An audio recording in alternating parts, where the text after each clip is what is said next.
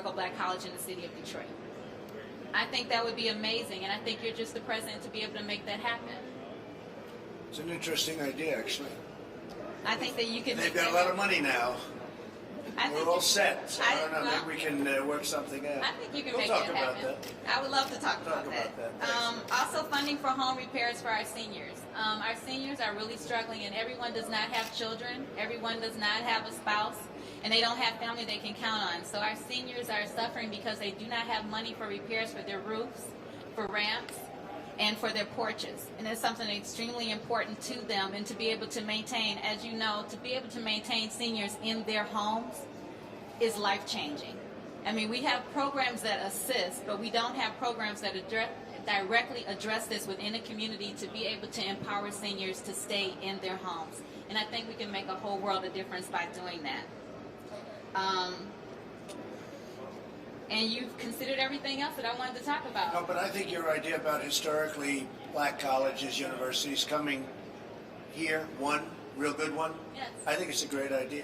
Thank you. With all you said, that really, I remember everything you said word for word, but you know what, that was an idea I hadn't heard of. I don't know if anyone's ever thought of that, but John, you want to start working on that, please? Absolutely. Isn't that a good idea? That's a great idea, and I have Okay, a couple so- ideas of exactly where to put it, Karen. I don't know, that might have been a filler for you. It might have been just a filler, but it wasn't a filler up here. No, it's not. That's It's not a great. filler. It's not a We're going to filler. have John James work on it. If John works on it, I'll bet you it happens. Oh, I okay? know it'll happen. I mean, John James is the man to make that happen. We've been working really great together, and Good. I'm looking forward to continue Good. working with you and the White House to Good. be able to continue. And Jerron has been awesome to work with. So Say I hello thank to you. you. Say hello to your husband. I will. He's actually in the car. Oh, he's in the car. Can we bring him in, please? Is he all right? I mean, why is he in the car? Can't make it, Scott? I mean, he doesn't qualify? Would you do me a favor? Could you have somebody go out and find him, take his car, let him come in? He only saved your life, right? He only saved She my was life. not feeling too well one night, and she said, would you do me a favor, go down to the store and get a particular thing? And that was a big evening. No, he does not deserve to be sitting in a car. Let's bring him in, okay? No, and I also took a note from you, and so I actually filed a lawsuit to the governor today as well. So Okay, I thought good. that you would like to know that. That sounds very good. You got my note, right? Yes, I do. Good. Thank you very much. Great job. Scott, could you say a few words, please? Outstanding guy. Yes, sir. Thank you, Mr. President. And I'm so humbled to be here with you, sir. And thank you for your leadership and really your heart for America and the heartbeat of America. And thank you all for being here, servant leaders at this table this afternoon. And so I'm honored to sit with you. You know, Detroit, as I wrote down, and, you know, Secretary Carson having roots here, I wrote down, you know, Detroit is the epitome of hard work and ingenuity and innovativeness. And I think that same spirit and resolve is still here in Detroit and in so I'm grateful to be here. And Jerron talked about the White House Opportunity and Revitalization Council and how the spirit of that council is economic development and also community development and social impact. To see those inside of the communities in which we serve to thrive and to benefit and for long-term sustainability. And I just want to encourage everyone here that our vision and our spirit is still the same. We are not unaware, we are not, you know, oblivious to the severity of the COVID, but our mission remains. Our face is set like flint. You know, we are steadfast and we're not going to be moved by this. The president has refocused and repurposed the council with a broader vision, and that's why we're here today, to hear from you, to share with you, to create partnerships as Jerron talked about in coalitions. But Mr. President, we are in the right place at the right time. And I believe that Detroit can be a shining example through the recovery during the COVID and after the COVID, and that America could see, you know, Americans want to go to work. We are working people, and small business drives America. And we're in a great place today, you know, and to not just to take a tour, but to have a meeting, but a great example of what hard work can do in this country, and career and technical center. You know, education is not a one-size-fit-all, Representative. And so career and technical centers and HBCUs and you know, educating our young people for generations to come is so important to us, and that's why we're here. Because long after all of us are gone, what we talk about here today and beyond today will affect those that come behind us. And that's my heart for being here. So when those that come behind us will benefit from what we do today. And we are about outcomes in this administration and results for all Americans, because that's our team, the United States of America.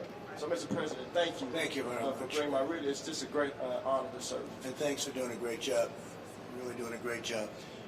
So a man called me and he said, you got to open the churches. You got to open them. And he's somebody I respect a lot. And I watched him defending me a long time ago, long before I even did this. And he was so tough. He was so brutal. The last thing I thought he was a pastor. And then I found out he was a pastor. And he's a great pastor, and he's loved in his community. And I'd like to ask my friend, Pastor Darrell Scott, to say a few words. You are terrific. Thank you, Mr. President. Listen, we are attempting to navigate. When I say we, I'm speaking of you as our leader in this administration. We're attempting to navigate our way through uncharted waters right now. We are going through a crisis that it's unprecedented in modern history. And so, we're learning more about this challenge every day. Information is being updated every day, but information is also being outdated every day. Things we thought 3 months ago, we don't think today. So we're navigating our way through this, and we have to all be on one accord in this. I thank you, Mr. President, for your bold leadership. I really believe that the effects of this pandemic would have been much more severe if it had not been for measures that you enacted and that this administration has enacted in conjunction with the state governments to try to contain and curtail the spread as much as possible.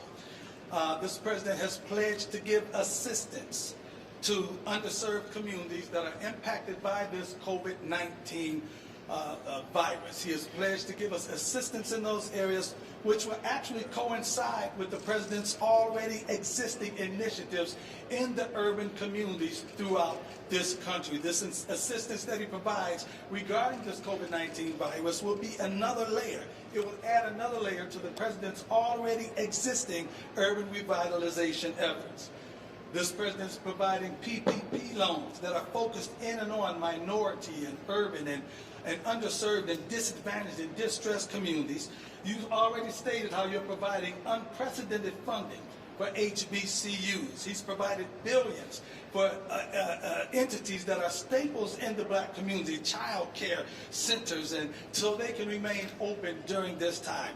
You're also providing underserved communities with testing and health care resources so that no one is reached or no one is denied access to vital equipment and vital testing. You've committed to discovering and addressing the reasons why some communities, particularly the black community, seems to be affected more so than others. And you're making sure that the federal government is also going to cover health costs for those that are uninsured or underinsured. We thank you for this. Our country has been placed on pause, but pause has not stopped. We've been on pause, but we're about to press go and get back going again. I said it before unashamedly, and I'll say it again. This president has been, I've lived under 12 presidential administrations. I was born during Eisenhower's administration. This president has been the most pro-black president in my lifetime. But when I say pro, I'm saying it pro in the sense of being proactive. He's been proactive rather than reactive to issues concerning minority, underserved, and disadvantaged communities than any other president in my lifetime. I really believe history is going to be kinder to you, Mr. President, than fake news media is today. Can't be any worse. Thank you. And you tried to initiate action to restrict travel from other countries. And, we're seeing that you were a visionary in that area. And I know you're doing your very best. I know you have the heart of this country in your heart. And I know you're doing your very best to preserve this great union. As far as I'm concerned, myself, my business partner, Kareem Lanier, and the company that we have raised $1 billion in liquidity to help provide PPP loans to businesses that are in need of, in conjunction with the CARES Act. And I thank you that you've directed the White House Opportunity and Revitalization Council. You couldn't think of anyone more capable than Dr. Carson and Scott Turner here to engage with and focus on our communities that have been impacted by this. And they have been interacting with a number of coalitions. They're doing a great job. So we thank you, and Mr. President, we have your back. Thank you, Darrell. Because we know you have our back as well. I do. So God bless you. Thank you very much, Darrell. Now I'm going to be making a tour of the factory with the head of Ford and some other people, and I'd love you all to join me if you could. Would anyone like to say anything? Yes, please. Hi. I'm Dr. Audrey Gregory. I am a nurse, and I'm also the Chief Executive Officer of Detroit Medical Center. Yes. So when we talk about the impact of COVID-19, I lived it, I staffed it, and we went through it together. From the beginning of the pandemic, we've always had the focus of making sure that our patients were cared for and our staff were cared for. And so we began rapid testing and talking about partnership. We were able to do this with Wayne State University. And by the way, just as a note off my script, we do have medical students from Meharry at Detroit Medical Center, which is the HBCU. Very good. So we've done many things. We've partnered with the city. We've partnered with the state, and I think many of the steps we have taken has gotten us to the point where I'm proud to say that we're starting to see a decline in the state of Michigan. I will pause here, though, Mr. President, to say thank you. I am filled with pride and actually humbled by the fact that the President of the United States has taken time out of his day just to stop and listen to what I have to say. So thank you. Thank you very much. So where healthcare is concerned, since I am representing the healthcare organizations, we're now at the point, and Dr. Carson certainly alluded to some of the chronic underlying issues that the Black community faces. And so we're at the point now in our journey where we're encouraging people to return to hospitals, return to the emergency rooms, because we want to make sure that the chronic issues are addressed. I would be remiss if I did not pause to say thank you to the incredible frontline workers that have just given heart, soul, muscle, and sweat to make this a possibility even for us, not just at the Detroit Medical Center, but throughout our city. The strength and their commitment and their dedication has been humbling and also inspiring. And I believe with all my heart that they're the reason, along with all our community members who have taken on this fight, that we're winning this battle. So some of the highlights is the fact, and J-Ron and I have talked, we've certainly worked through strategies for the Black community, so thank you. One of the things, to his point, is that the pandemic has certainly just brought to light some of the disparities that have already existed. And I will say that I'm honored to be appointed to our state's coronavirus task force. And through that, the goal of the task force is really to address some of the inequities and figure out in the long run, what do we need to do differently. And so we need help to continue this fight, Mr. President. As you know, hospitals were significantly impacted. Our inability to do any kind of some of our scheduled work, that has certainly impacted us. So I do want to pause though and say thank you. We have received incredible support from your administration, and not just the formal things. And so I actually left a letter for you, signed by myself and the Michigan Hospital Association, just to not only thank you, but to ask to continue the work that you're already doing, which is relief efforts across the country for healthcare organization. And so we look forward to continuing to work with you. But I want to add just my personal experience, both as a nurse, a mom, and a hospital administrator. I'm home, it was a weekend afternoon, and my phone rang, and I picked it up, and someone said, "This is Rear Admiral John P. You won't get my last name, but this is who I am. I'm calling on behalf of the administration. Dr. Gregory, what do you need? My job is to help you to get what you need." Hello, Jack. Once I recovered and knew it wasn't a spam call, it was a great relationship, not just for me, but for the hospitals in Detroit. And I think the moment that wowed me, because I'm so big on follow through, is that a few days later, the Rear Admiral called me and said, "Dr. Gregory, did you get what you need?" And so there is my script, and then there is my personal story of engagement and what it takes to get us there. So the hospital community, on their behalf, I want to thank the state and the federal government for swift financial support. The federal government, all that you have distributed so far, we thank you. This has helped our hospitals to remotely stay somewhat liquid, but there's a lot more work to do. And I want to thank Ford, who has worked with us. Some of our PPE have been from Ford. And then thank you for signing legislation to support healthcare facilities. Now, the ongoing support for Detroit is vital, and Michigan hospitals need help to continue to ensure financial viability. But I just wanted to pause to say thank you for being with us in this fight. Thank you very much. Very nice. I appreciate that very much.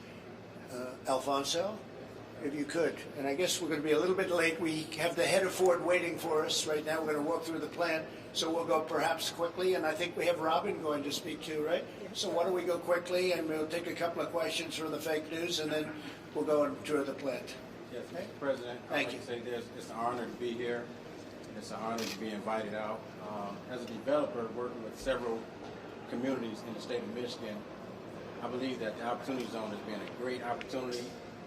Jerron and his staff and his team has done a great job. We appreciate you having the foresight to put them on the ground here. Thank you, yeah. In fact, they're doing such a great job. I received calls asking for Mr. Smith's address. They think they're going to go to his office and talk to him because he's ready. He's the big power. Yeah, he's doing a great job. So as a developer, talking with several mayors that welcome you in Wayne County, they said you're more than welcome to come to the cities whenever you want, or the vice president.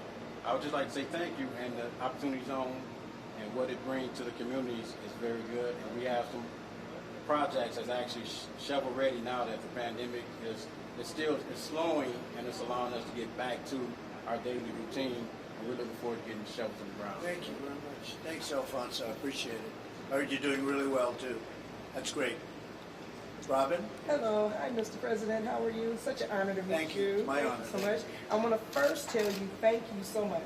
I am a COVID-19 survivor, and I got diagnosed probably about a month and a half ago as positive.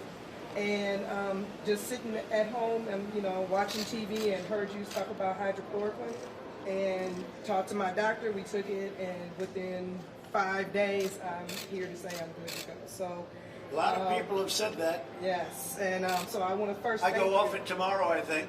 Oh, really? Took a lot more.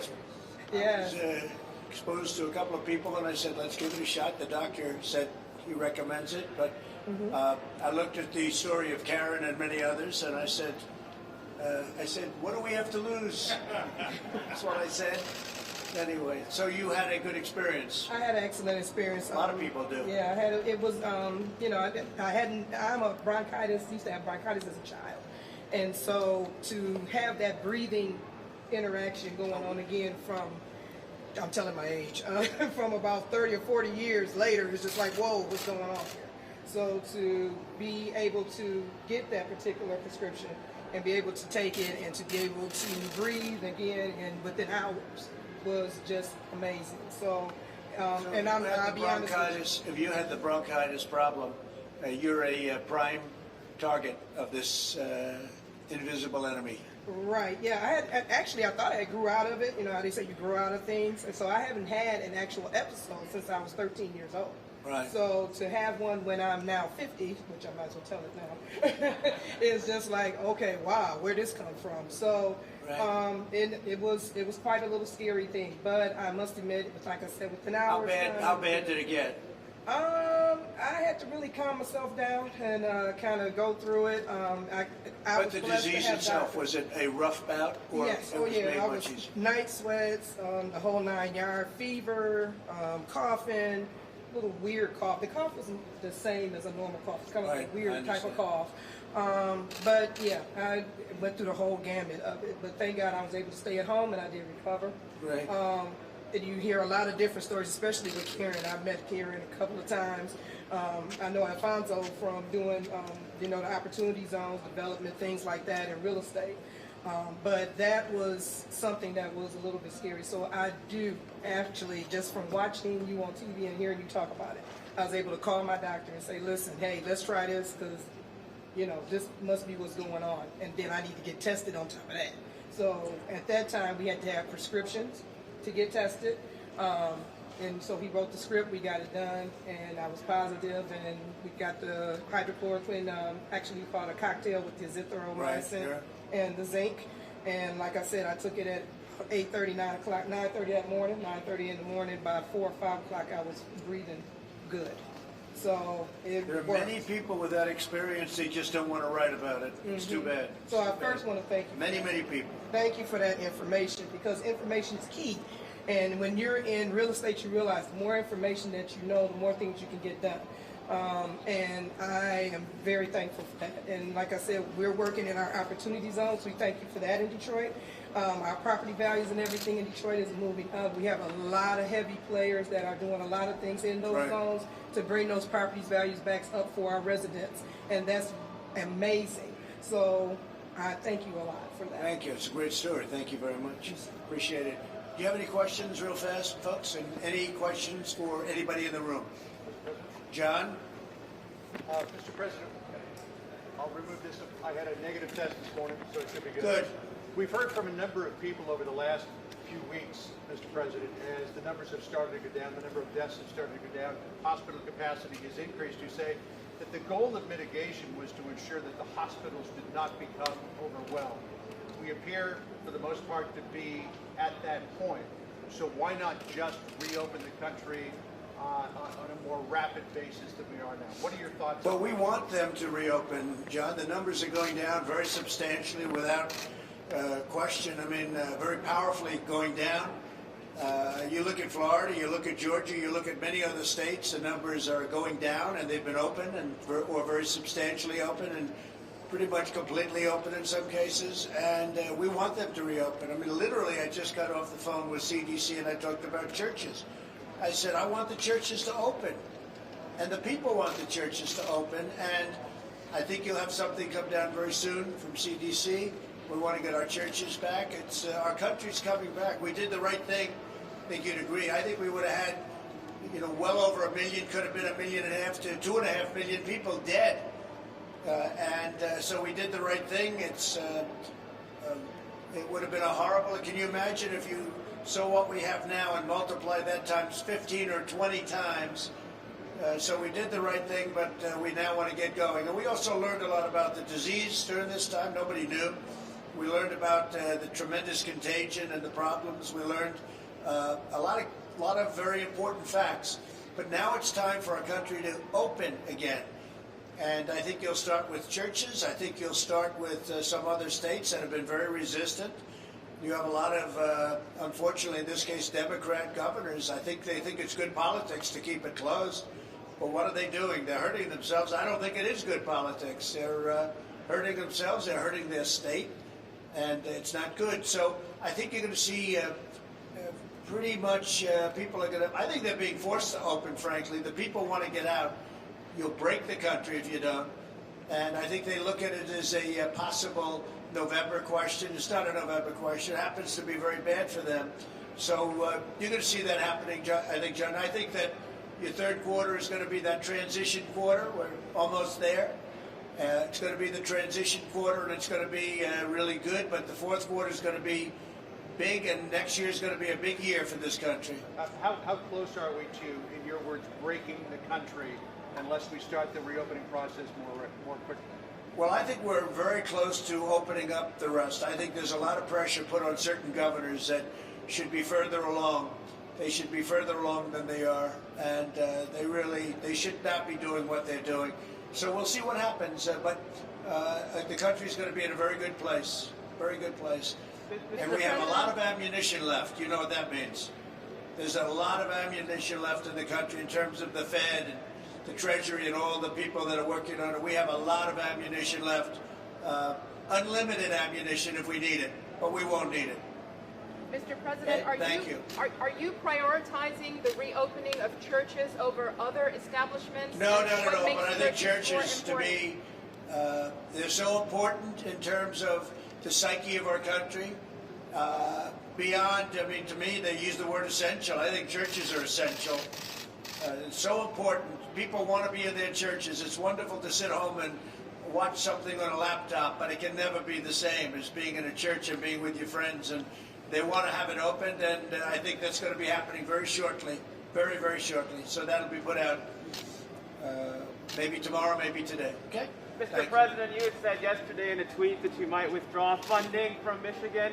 Later in the afternoon, you seemed to say that wasn't necessary. Is that threat still on the table, sir? I didn't say it wasn't necessary. I said that I might have to do that. Yeah, we're not going to go to voting by mail. Voting by mail is wrought with fraud and abuse, and people don't get their ballots that happen to be in a certain district, whether it's Republican or Democrat. Thousands of ballots are sent out, but they don't happen to get them, so people are calling, where's my ballot? They call it a panic. Where is it? Where is it? The election's coming. And all of a sudden the election comes, it goes, and they say, hey, I never got a ballot, but wow, that didn't affect. But it did affect because thousands of people that happens to, you go and you vote. And ideally you vote with voter ID. And then you really have an election. But this country, you know, you go out and you buy things and you have your picture on it. You want to vote. The most important thing you can do is vote. And they don't want to go voter ID. So ideally that would be the ideal. There are many places that have that. Many places don't. But no, we don't want to have vote by mail. We want people to vote. Now, if you're President of the United States and if you vote in Florida and you can't be there, you should be able to send in a ballot.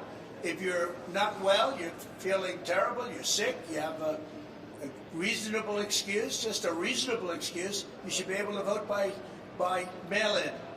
You vote by mail-in.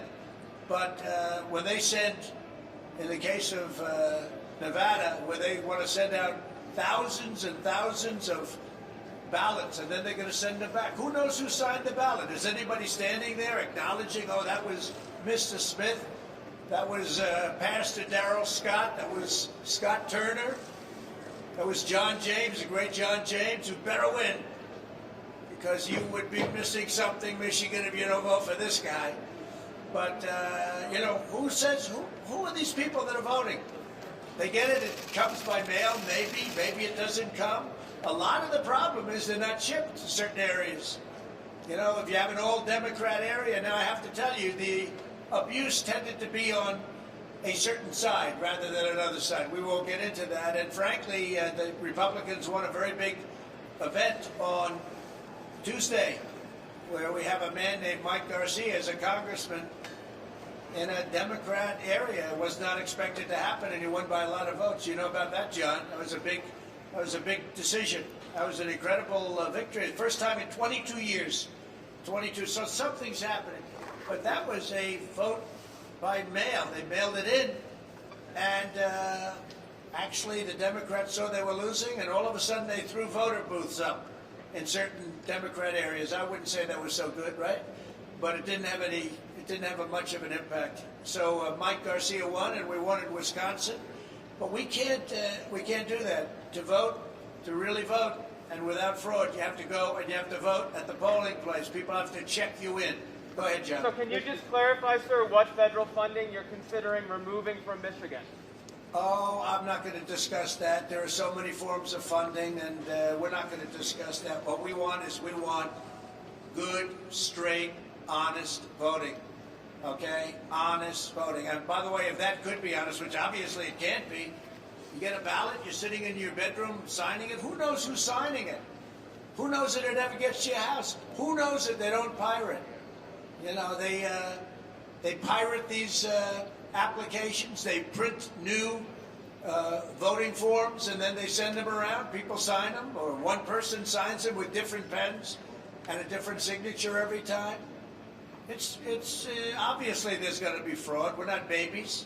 There's tremendous fraud. You have all of the harvesting. You have all of the things. They walk in at the end of a race. We had a lot of them in California. They walk in, Ben, at the end of a race, and they dump thousands. You think the race is over. You think somebody won, and then all of a sudden, out of blue, come thousands of votes at the very end. Oh, what happened? Harvesting. Wonderful thing, harvesting. They just happened to find thousands of ballots just at the end. So somebody that thought he or she was going to win the race, all of a sudden, gets clipped. We can't have that. John, go ahead. Mr. President, in the midst of this coronavirus crisis, the Chinese government is considering a new national security law that would give it the authority to clamp down to a greater degree on Hong Kong. Do you have a message for the Chinese government about changing the relationship with Hong Kong? Well, we'll have to see what happens. I haven't seen it yet. I've gotten a little briefing, but I'll have a statement to make at the appropriate time. Okay? Hong Kong's been through a lot. Mr. President, we've seen this historic flooding. We've seen this historic flooding here in Michigan, and we have seen forecasts that we could see a really severe hurricane season. Is FEMA and the federal government prepared to meet the needs of some of these potential disasters? You're saying FEMA and the federal government? Yeah, they're here right now. FEMA's here right now. They did a fantastic job on the coronavirus, a fantastic job in Michigan. They did a fantastic job everywhere, frankly. You know, you have ventilators. You're going to see them now because this is one of the plants where we make thousands of ventilators. But FEMA was involved, and we also have you know that the Army Corps of Engineers at the highest level is right now in Michigan working on the fact that you had some dams breaking that shouldn't have broken, and they were probably maybe not maintained properly. Something happened to them. Could have been human error from what I understand, but it was certainly a physical error too. They were old. But you have the best in the world to fix them and to get that water stopped. And we have FEMA here, and we have the Army Corps of Engineers here. They'll be able to take care of it. Let's go take a tour, and you're all invited to join me if you want. And we'll take a look at a great assembly line making ventilators. Thank you. Thank you.